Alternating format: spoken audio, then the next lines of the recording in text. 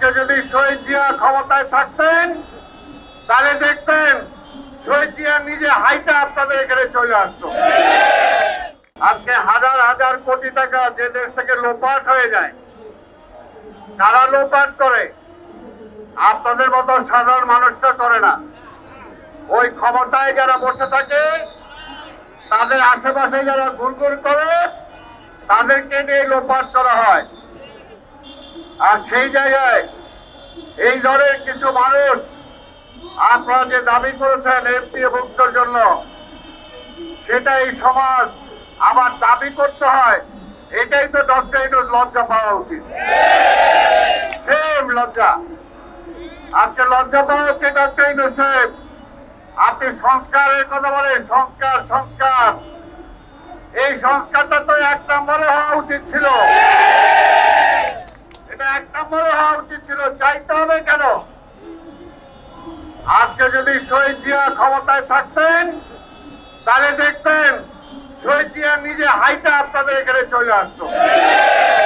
Mona Lisa heavy flow 15 piece প্যাকেটের সাথে 8 পিসের একটি প্যাকেট একদম ফ্রি। সেই কারণে বলতে চাই, তারা শহীদ জিয়ার দলকে ক্ষমতায় আসতে দিতে চায় না।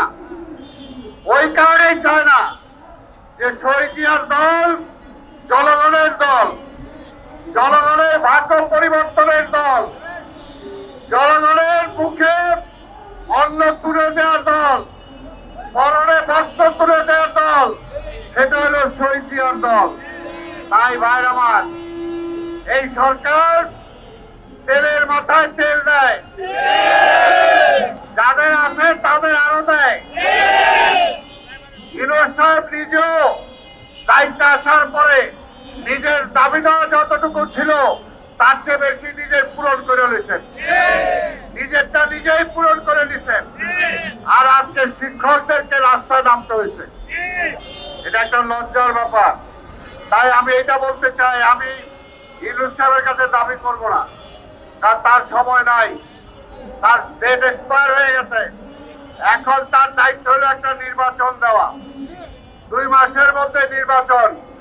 তবে ইউনূস সাহেব, আপনার কানে যদি কথাটা পৌঁছে, তাহলে পারলে আপনি যে কয়জন উপদেষ্টা বলতেছেন তার মধ্যে যারা আছে তাদের থেকে একজনকে পাঠায় এখানে আপনি এখনই বলেন যে আপনাদের দাবি